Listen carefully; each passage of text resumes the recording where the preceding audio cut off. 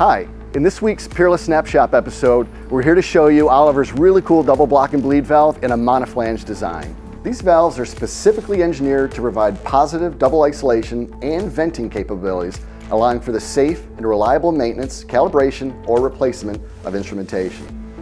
Prior to any work, the operator closes the primary isolate, opens the vent, and then closes the secondary isolate.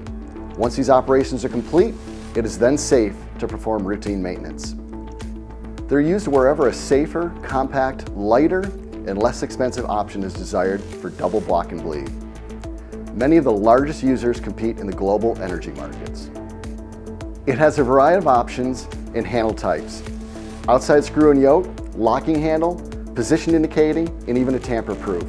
It's also very modular in design, so it can be set up in multiple ways: double block and bleed, single block and bleed, and single isolate.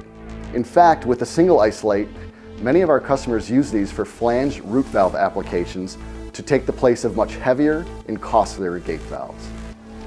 Thanks for watching.